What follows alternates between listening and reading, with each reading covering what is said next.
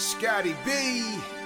It's sports talk with Scotty Burrell. Either you can or you don't want. It's sports talk with Scotty Burrell. We go hard in the paint, homeboy, you better bring it. Sports talk, a conversation with Coach Scotty Burrell. Either you can or you don't want.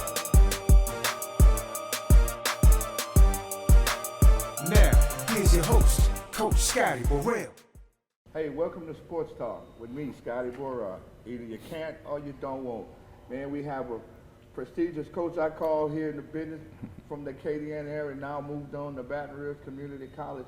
Everybody, let's welcome Byron Starks. Coach, hello. Scotty, thank you for having me. Great work you're doing here. Well, thank you, Coach, man. Look, Byron is a teacher, a coach, a mentor, a motivator, someone you want to sit down and talk to, someone you want to talk basketball with. Man, I know him. Like I said, most of the broadcast, most of these guys are, we call co-coaches, or we coached against each other, but I consider them to be friends, because most of the guys I do call are my friends, and I want to say, Byron, you are a friend of mine. Well, that's how business operates. Thank you for being here again. Now, Byron, let's talk. Who is Byron Stark? Tell us a little bit again about Byron Stark. Of course, most people know me from the Raging Cajuns. I played here, had a good career, playing under Coach Marty Fletcher. Went to 2 NCAA tournaments, won the Sun Belt Conference twice and the Sun Belt Tournament twice. Got a chance to play Oklahoma in that first round my sophomore year and beat them, and had a wonderful opportunity to play New Mexico State. We should have made it to the Sweet 16. Wouldn't that have been a blessing? Oh, it would have been a huge blessing. Yeah, I thought we were good enough to do it, but I had a coach from high school, Coach Michael Lyons, who taught me a lot about the game of basketball, but most importantly, taught me a lot about the game of life. I got a chance to watch how he operated and disciplined his program. He was probably one of the most consistent figures I ever got a chance to be around with in terms of a man who was true to his word. He said what he meant, and he meant what he said, and you learned a lot from that. Those habits carried over into my college career, and had a great opportunity to play under Coach Marty Fletcher. And again, those winning ways, I saw the blueprint on how to win people and how to win ball games from Coach Michael Lyons. Well, you can tell that you paid attention. Just look how successful you are. Mm-hmm. You not only won championships as a player, you won championship as a coach in high school, but first, man, 89-90, 42 points in a high school game in the state championship. Talk about that. I was fired up, man. I'll tell you why I was fired up. I came in my house late before the state championship game, and I had a mom who was pretty good disciplinarian. Mm-hmm. At the age of 17 years old, I was still 6 feet 5 inches.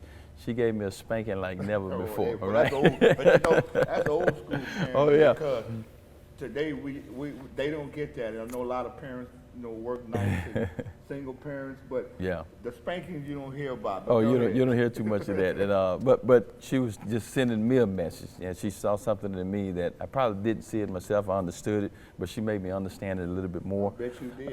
And she said he didn't even speak to me after the state championship game, man. But I went and afterwards I understood what she was doing. Hugged her, and I scored 42 points that night, and that was against a boxing one. We playing North Vermilion Catholic. In that game, and they were trailing me pretty much the entire game. So when I asked some of my recruits, I said, man, they played a boxing one on me in the state championship game. How many points y'all think I scored? Some of them say, oh, shoot, man, probably about 10 points. I said I scored 42, and I took a lot of shots, but I was 16 of 22 from the field. Wow. So I was always taught to shoot effective shots, whether that's layups, get to the free throw line, and just try to make shots that are good for you. And well, I watched you play a little bit, and watched you play with the Cajuns. You was always somewhat of a mid-range guy, yep. which a lot of people is not consistent on making these mid-range shots. Now with the three-point line, they look at where they're at on the floor and make sure, man, if I'm 1 foot at the three-point line, I want to step back. Yeah, that's right. That's a step back three. Well, I had some of the longest two-pointers in my career as well. Coach Fletcher sometimes like, Coach, you take one, Byron, you take one step back, you're right there at the three, but I was comfortable shooting my shot and made a good bit of it. Well, you're supposed to play like the line is not there. That's right. That way you don't be looking for the line, because all the gyms are not equal in size, so people tend to be shooting normal three-point shots compared to the bigger floors. But now, man, fantastic to have that memory of you playing and winning 2 state championships in high school. You touched on the big game against Oklahoma when you got with the Cajuns. Let's talk about your college days. How big was that? Small town kid coming from Grambling, Louisiana. Yep. And everybody, you talk Grambling, you hear Grambling University. Yeah. But coming from Grambling, the little town of Grambling, how big that was? You signing a scholarship, go on to play Division I basketball. Well, it was huge because I tell people all the time, I don't care if I would have played at no-name university. I just wanted to play. And again, coming up in a small town, it was a lot of red dirt and hills, and I just loved the game. And I didn't play AAU ball until I was a junior in high school. And when I got the opportunity to play, it was under Charlie Audemont and Jim Champagne. Yep. We traveled. We went to Spain. We stayed there 2 weeks and ended up having a good AAU career. And I was just doing some of the same things I did in the backyard, you know. And some people saw that and said, "Look, he deserves a scholarship." And somebody gave me a scholarship to play something I love to do. Well, it's funny you say backyard. Well, we played a lot of backyard basketball. Yes, indeed. On grass, dirt, you make your own backboard. And Hey, you wouldn't believe this. We had a wash house in my aunt's yard, and we had no basketball goal at one time. We took a bicycle rim, and you make it. broke the spokes off, nailed it to the. Yep. And believe it or not, it was a little coffee table, round coffee table that my auntie had and my uncle. Yep. My uncle Alvin built it and said, "Hey, y'all go play ball." And still till today, I live in my family's home. Yeah. And the grass don't even grow as well on one side of the house. 'Cause we played, Yeah, and wore it that's out. over It wore it 50 out. years ago. Hey, you know look, what I'm it saying? Like, remembers you. It was some memories though, man. But Yeah, good. So Byron, you played a little high school, played a lot of little college. What made Byron start say, you know what, I want to go into the coaching business? Well, I knew I always wanted to be a coach. And didn't know when. And in your mind, you always say you're going to do it after you retire, playing professionally. And you know, God had some different plans for me. It was around my junior year in college. Some things transpired in my life, and I can remember saying, "God, if you allow us to get to that NCAA tournament, I'll serve you all the days of my life." Got the chance to go overseas. I went to the Netherlands, and that was a point where things started to change in my life. And I can remember going over there, we were going through some drills. But before I went there, there was a lot of things that transpired. You know, I had talked with a couple of friends and just thought about, you know, what I wanted to do for the rest of my life. And I sat down with a pastor friend, and he says, "Byron, you need to finish your education." And I thought about it, but I still had the burning desire to play. And that was things that would come in the mail, you know, saying, "Are you about to make a decision that would change your life forever?" But in the back of my mind, I knew that I wanted to coach. I knew that I wanted to be around my own kids. And that's when my wife and I, we were having our first son. And just like this coaching business, it could take you all over the place, but it also consumes your life as well, you know. And I always wanted to make sure that I had the job and the job didn't have me. So I took a small pay cut. Marty Fletcher had offered me the opportunity to come coach with him afterwards. I don't know if you remember Bush Pierre, when Bush Pierre ended up going to North Carolina. Right. And he offered me the job. I had just completed my, you know, professional stint, finished up my degree, and I could have got right into college coaching at that moment. But I didn't. I chose to take a small route. I coached at Assembly Christian in Lafayette. And the reason I did that because I wanted to raise my own children. They were starting to come up, and it was a low-paying job, but it was probably one of the best decisions that I ever made in terms of my career because I had to learn the game from the ground up. You know, didn't have a whole lot of talent. We had to practice outdoors.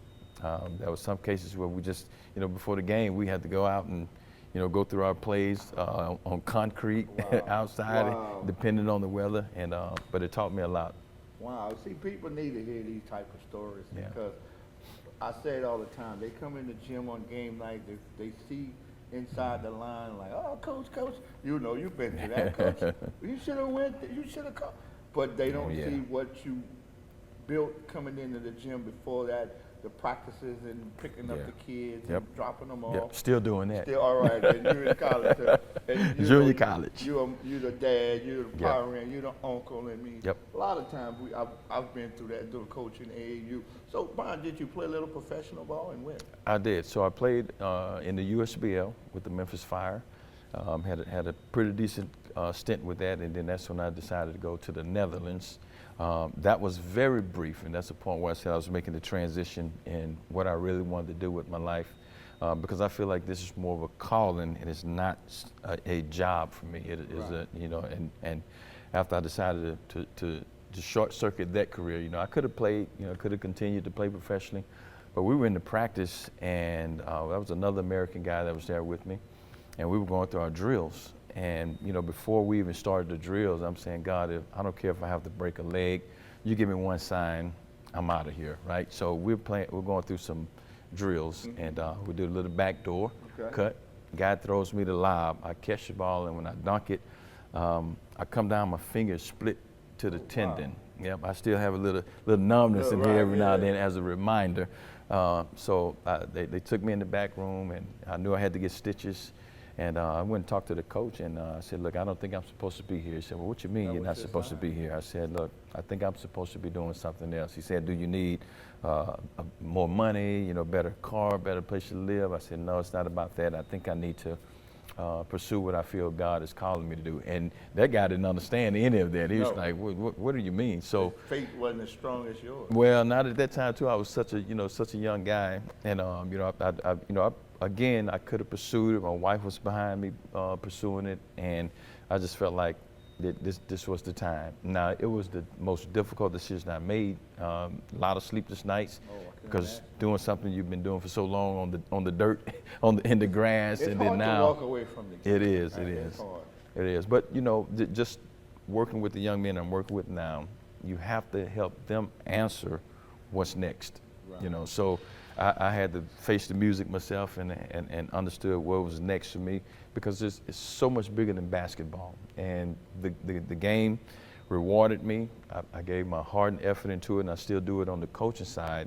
And it just put me in a position to meet a lot of good people like yourself. I hear you always mention your family. You want to introduce your family? Oh, yeah. Well, my wife and I have been married 30 years now, Angel. Wow. And she's from Opelousas. We met in the student union. I tell people my version of the story. I said she asked me to marry her at that time in the student union, but that's just my version. Right. But we've been together. That might have been the other way around. Yeah, it was the other way around. It was. Actually, I wrote her a little note. You know how you do it when you were a little kid? You say, do you like me? Yes, no. And I said, will you marry me?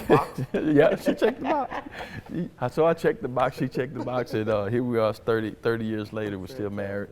And we got 3 kids. You know, all 3 of my kids have graduated from college. They played for me in high school as well. I remember your boy Caleb. That's right, my youngest, and we won a state championship together with him. My other 2, we got to the brink, but they all experienced the top 28, and I always wanted to do that. It was top 28 then, top 24, but they got a chance to experience those things, and they're just spewed over to what they're doing now. But how beautiful was that to share that moment with your child winning the state championship? You know, a lot of coaches their son, and, you know, I've coached my son in the AAU, and we didn't have a chance to play for any titles, but it's just amazing, because you watch all these other guys coach their kids, and like, wow, will we ever happen to have that opportunity? Because, you know, all the kids don't play ball. That's right. So, but how wonderful, in your words, was that, just to, when you and your child embraced and say, Dad, we did it. Yeah, and he got a chance to extend his career beyond high school. He signed with Northwestern State out of high school, ended his career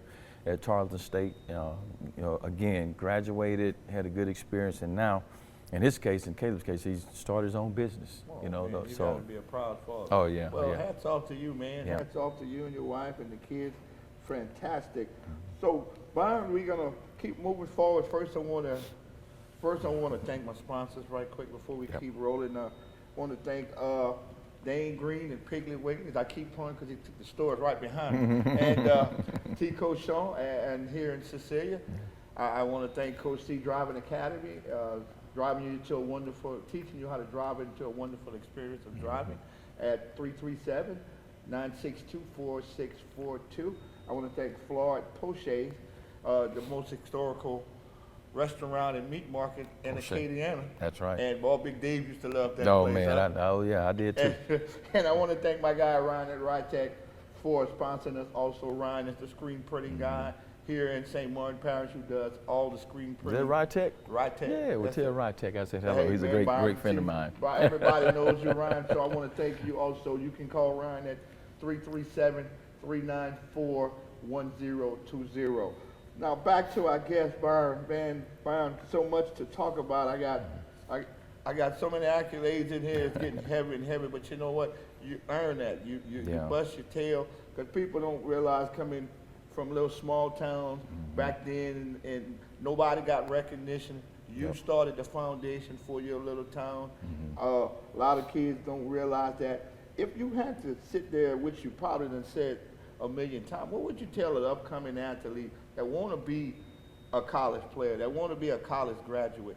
What would you tell them about? Well, first of all, you have to love what you do. I think the passion for the game, whether it's your highs or your lows, if it's cold outside, rainy, hot, or whatever, if you have that desire to do it, again, the game will reward you. And again, most people don't realize that long before I got there at Grambling High School, I watched a couple of guys, the Wesley brothers, all right, and cousins. They were giants in our community, and I looked at those guys because we didn't have much press. Not too many people knew about it, but those were some of the baddest dudes that I had seen on the basketball court.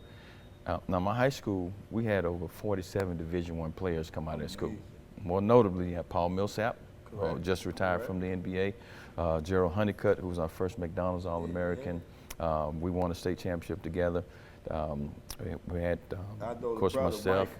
Yeah, Yeah, that's right. know the family real Yep, well. yep. Antonio Hudson, yeah. you know, played at LSU. So, and myself, I go off and I play for the Raising Cajuns, and we just had a slew of guys that came through. So, in that small area. So there's no grass left in. Oh, we wore it out. We wore it out. I don't know if there's any more big guys like we used to be back then as well, but it's still, you know, because it was a college town, you got a chance to experience people coming from the big cities, New Orleans, you know, across California, Chicago, Detroit. All those individuals would come to the small town, and we got a chance to experience that. I watched the movie, I don't know if you remember it, The White Tiger? Yeah, The White Tiger. They filmed it in my hometown, so I watched it about 2 weeks ago, and I said, man, we got a chance to experience all of that. Coach Eddie Robinson, you know, my mom was the mail courier for the entire city of Grambling, so she would deliver Coach Rob's mail, everybody's mail, so it became. Anybody that was somebody, mama brought something to Yep, their well, house. that's the place where everybody is somebody, Grambling State University. Wow, And, amazing, but you know, you don't realize the rich tradition until you're long gone. But those are two figures in our community, Eddie Robinson and Michael Lyons, that gave us the blueprint on how to win people. That's right. That's why I say either you can or you don't want. I tell that people like, why do you use that? I'm like, gosh, you could be somebody. Yes. You know, I'm gonna share my story one day. I'm waiting till. I want to hear. Because I was one of those guys that fell through the cracks.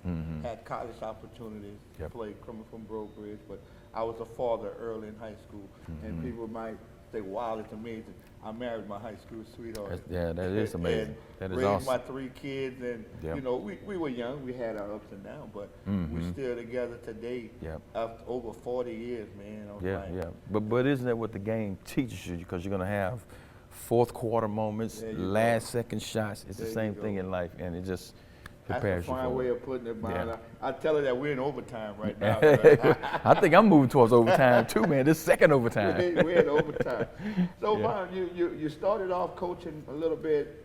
You started a little bit at high school, and then started at college with Marty Fletcher. Then you got the call to a brand new school in LCA. What went through your mind? Like, oh, it's a new program. Were you the first coach? Yeah, well, I was the first outside hire because they normally hired within the congregation, within the church. So I was the first experiment, so to say, and it worked out extremely well. And from there, that's when you had, you know, Errol Rogers, Trell Falk, Tommy Baton. They started coming in.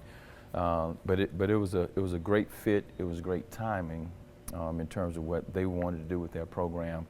And, you know, people talk about the recruiting aspect in high school basketball. No, we attracted. There's no rule against attracting. You build a solid program, you know, you get your kids involved in summer programs. That's right. And families want to be a part of that. And that's all we did, you know. And Every job that I've taken, every coaching job, it has been building the program, some from the ground up. Same thing when I took over at LSU Eunice. They didn't have a men's basketball program. We didn't have any uniforms, no practice gear, no game gear. We didn't even have balls at that time. Right? With the autograph, what you had your autograph for? Man, and I go there, I get ready to have a prospects camp, and I'm getting ready to go to the prospect camp, and I said, man, we don't even have any boy basketballs. Wow. So I called a buddy of mine, Jason Lewis at Crowley High School, and swooped up a couple of basketballs, and we started. But by the time I left there, we had balls. That's some grown men by that time. Yeah, at LCA, I know one of my good friends worked with you, Chris Poulard. Yep. Oh, they had some good kids that come to our team, Louisiana program, and Caleb Ledoux and Jacob Ledoux. Was that your first group of guys coming at it? Yeah. You know, I had the twins who were already there, which was Jacob and Jordan Broussard. Okay. And then we started. I think we started with I had 9 guys when we started, and our preseason workout, I was like, man, I don't know how we're gonna do it. You had to practice? Oh man, we went practicing in a little small gym. You know, you had to be the tent man and well, no. At that stage, I shut it down. You know, I could talk more at that moment. But anyway, we scored. I think it was 110 points or something like that in our first game. I know it was about 100 points. And then we instituted the system, kind of like with Nolan Richardson's, the fastest 40.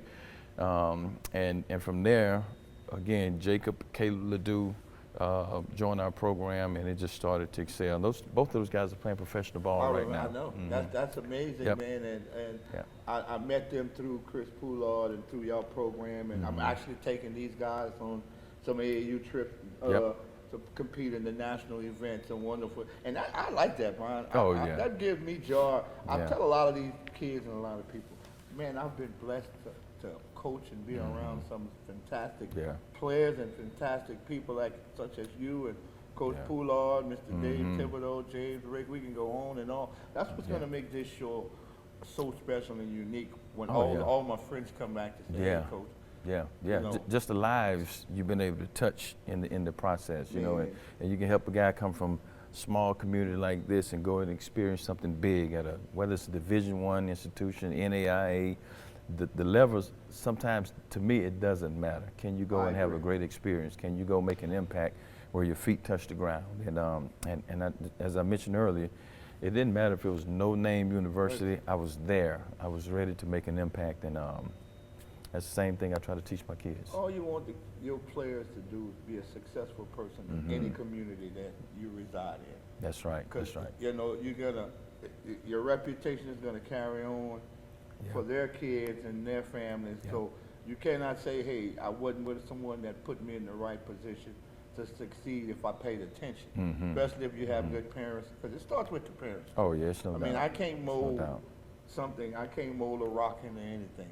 You know, I need the clay. I don't need the rock. But you think about the ones that don't have that solid home foundation, and then when they come to you, you become an extension of their family. And some of them, like in this case, coaching college guys, you get them at 18 to 22-year-olds. Sometimes nowadays they're 24 years old, but it's hard to erase all of that in the time frame that we have them.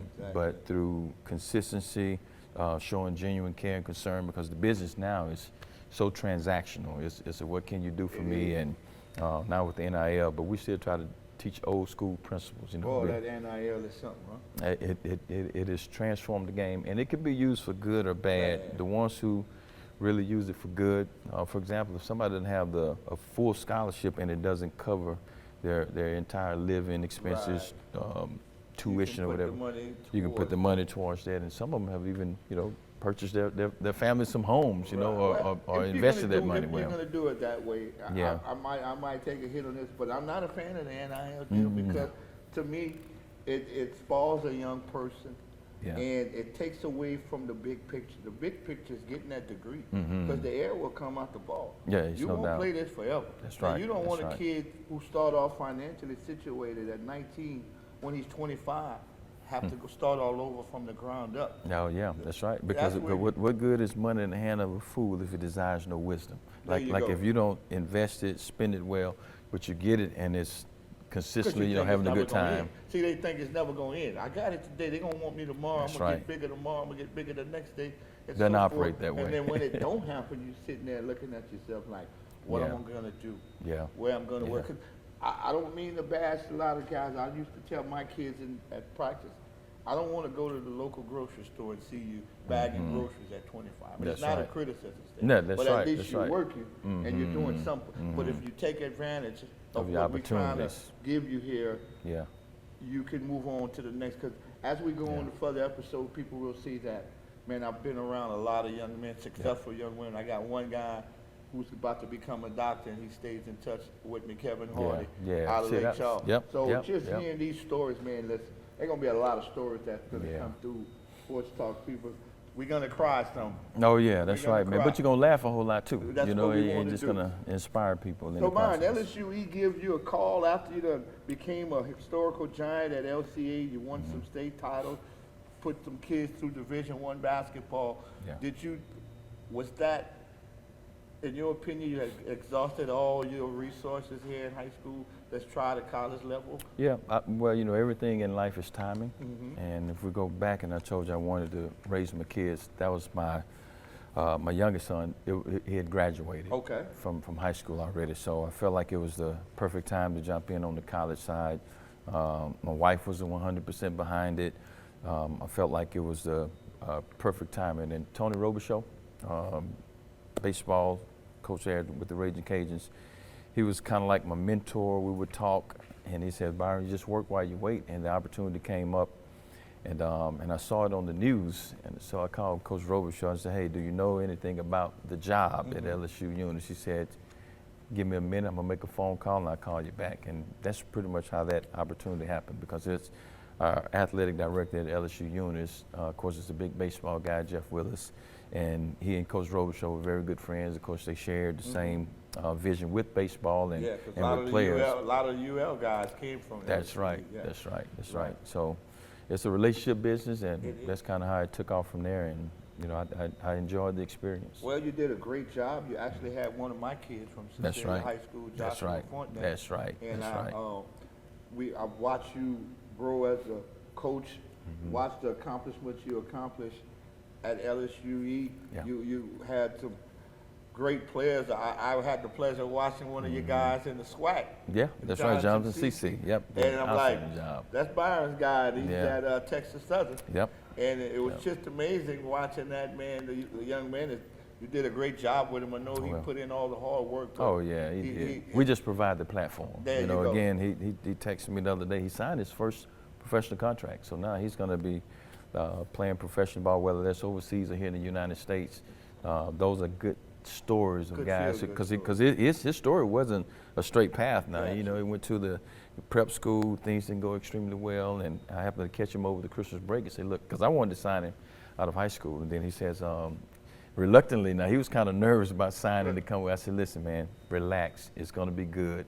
And the rest is history after that. He came and he opened up the doors for so many others that have now come through our program when I was at LSU Unis, and even to this day, going over there to Baton Rouge Community College. So fast forward, you had Baton Rouge Community College. You did one season so far. One season. How was that experience? It was good. It started off a little rocky. You know, when you're inheriting a program, you have to figure out the dynamics, whether that's with the administration, the kids that you inherited, the kids you recruited, and just trying to make a stance of a winning mindset.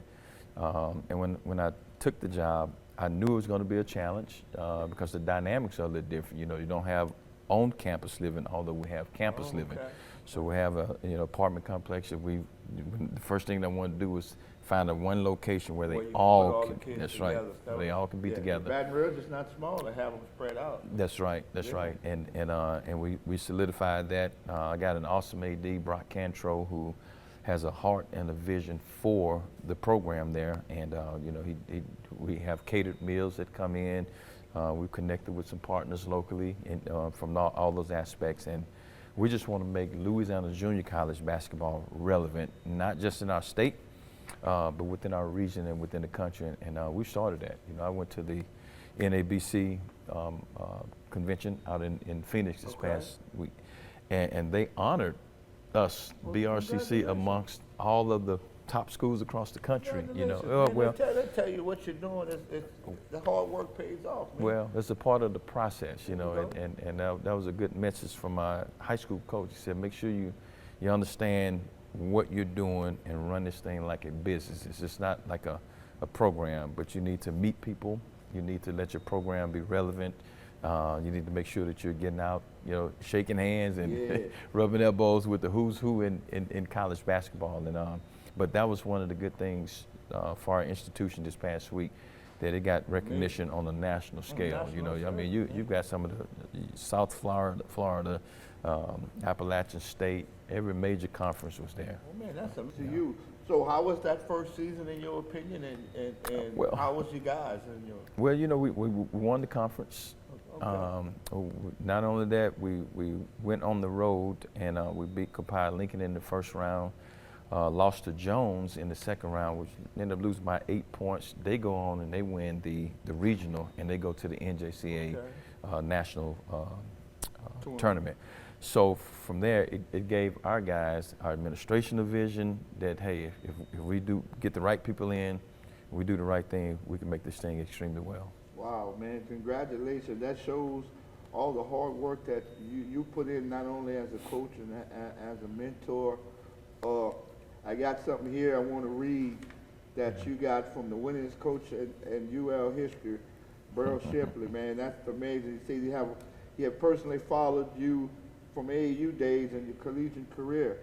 Plus his teaching and coaching career. Byron is a fine young Christian man with an outstanding potential in any field of endeavor he might pursue. He is a tremendous asset to any company or employer by his positive influence. He's one of the most, he come on though as one of the most persons in any contact. His ability to relate to a basketball team and the children he touches during the summer programs and his clinics is amazing. It's just a little bit I read. It's just to show you that comes from how people have respected you, and you have earned all the respect from your peers in the area of the game of basketball.